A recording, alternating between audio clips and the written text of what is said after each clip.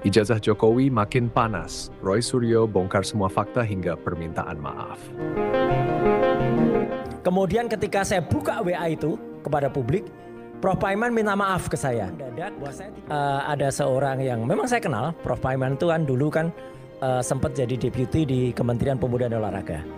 Tiba-tiba kirim WA ke saya dan mengatakan kalau saya diminta untuk menyetop kegiatan ilmiah saya tentang penelitian soal ijazah dan skripsi itu, ya, karena dia bilang saya sudah pegang yang asli, gitu. Jadi kok saya kaget karena itu saya terima tuh pagi-pagi, saya lagi nyopir pagi-pagi, saya terima panjang banget, baru saya baca siangnya, Mas Aiman.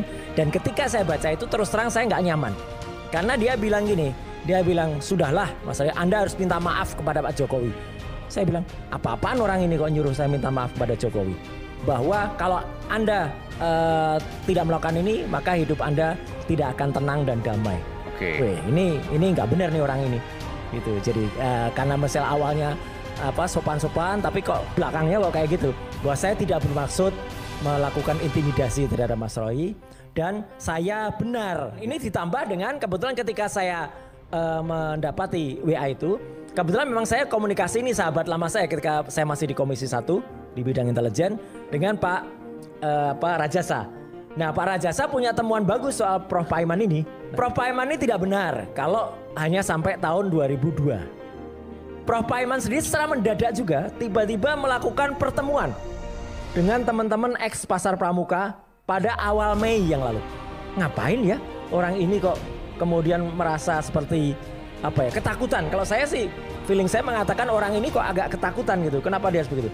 Tapi ini nggak sekali loh, ya. Prof. Paiman mengatakan begitu. Mas Aiman, dan ini saya buka lagi di sini. Perlu diketahui pada saat kasus saya, Bang Rismon, kemudian Dr. Tifa itu sempat kami lapor ke Komnas HAM. Prof. Paiman ini sempat membuat atau dibuatkan video. Dia berlagak seolah sebagai seorang komisioner Komnas HAM. Terus dia mengatakan ini harus ditolak, ini harus ditolak. Saya bilang orang ini ngapain sih kok terlalu jauh keterlibatannya. Jadi ini bukan ini saja. Jadi kalau seorang intelijen pasti tahu lah.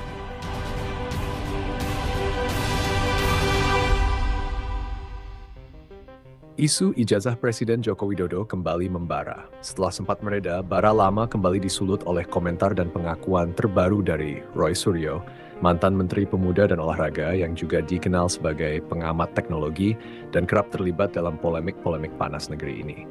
Namun kali ini bukan soal teknologi, bukan pula perkara olahraga. Roy Suryo ikut buka suara dalam salah satu isu yang paling sensitif dan kontroversial, keaslian ijazah Presiden Jokowi. Isu ini bukan barang baru. Sejak awal pemerintahan Jokowi, keraguan terhadap latar belakang akademisnya sudah menyeruak dari kalangan tertentu. Tapi tak ada yang bisa membuktikan secara sah di mata hukum bahwa ijazah Jokowi palsu, bahkan Mahkamah Konstitusi pun telah menolak gugatan-gugatan semacam itu. Lalu mengapa isu ini kembali panas? Semua bermula dari pernyataan terbaru Roy Suryo dalam sebuah wawancara yang viral di media sosial. Dalam tayangan itu, Roy dengan gaya khasnya mengatakan bahwa ia memiliki bukti baru dan siap membongkar fakta-fakta mengenai dugaan kejanggalan ijazah Jokowi. Tak hanya itu, ia juga menyentil sejumlah pihak yang selama ini menutupi kebenaran, termasuk kalangan akademisi dan pejabat kampus tempat Jokowi pernah berkuliah. Pernyataan itu langsung meledak. Dunia maya riuh.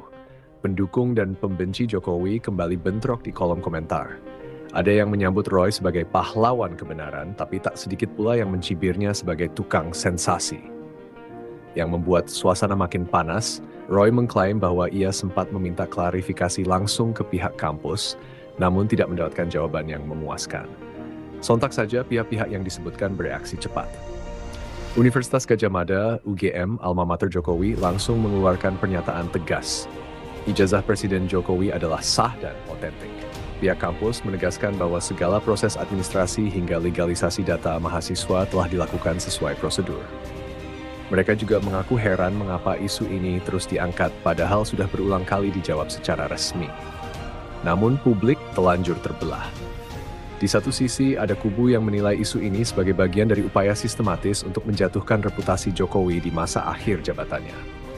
Apalagi menjelang pemilu 2029, Banyak yang melihat bahwa nama Jokowi masih punya pengaruh besar dalam menentukan arah politik bangsa. Di sisi lain, muncul pula pandangan bahwa semua warga negara, termasuk presiden, harus siap dikritik dan diuji keabsahan dokumennya. Roy Suryo sendiri, setelah beberapa hari dihujani kritik, akhirnya mengeluarkan klarifikasi sekaligus permintaan maaf. Dalam pernyataannya, Roy menyebut bahwa ia tidak bermaksud menuduh secara langsung, melainkan hanya ingin mendorong keterbukaan informasi dan transparansi dari pejabat publik. Ia juga mengaku bahwa data yang ia peroleh masih perlu divalidasi, dan jika terbukti tidak akurat, ia siap mempertanggungjawabkannya. Permintaan maaf ini dianggap sebagian kalangan sebagai bentuk mundur teratur.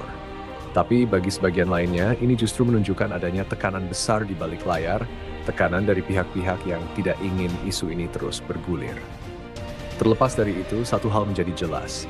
Isu ijazah Jokowi sudah bukan sekadar perkara administratif. Ia telah berubah menjadi simbol polarisasi politik yang terus membelah publik. Bagi yang tidak menyukai Jokowi, ini adalah celah yang terus dibuka, harapan bahwa suatu hari akan ada bukti besar yang menjatuhkan. Sementara bagi pendukung Jokowi, isu ini hanyalah bualan tak berdasar yang menunjukkan betapa kejamnya dunia politik Indonesia. Sayangnya, yang luput dari sorotan adalah bagaimana isu ini menyita perhatian publik jauh lebih besar dibanding isu-isu substansial lainnya. Harga bahan pokok, krisis lingkungan, kualitas pendidikan, hingga ancaman korupsi. Di tengah kompleksitas tantangan bangsa, energi besar justru habis untuk membahas lembar kertas bernama ijazah.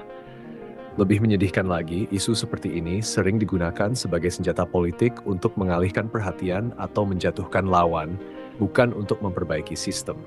Padahal, jika benar ada keraguan soal administrasi pejabat publik, jalurnya jelas, verifikasi institusional, bukan spekulasi di media sosial. Kita harus belajar bahwa demokrasi yang sehat bukan tentang siapa yang paling lantang menuduh, tapi siapa yang paling konsisten menjunjung fakta dan prosedur. Roy Suryo dengan segala kontroversinya telah menambah satu bab lagi dalam drama politik kita. Tapi apakah bab ini membawa pencerahan atau justru memperkeruh suasana?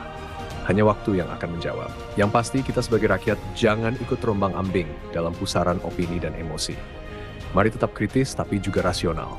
Negara ini butuh lebih dari sekadar debat soal ijazah. Ia butuh arah, kebijakan, dan kerja nyata.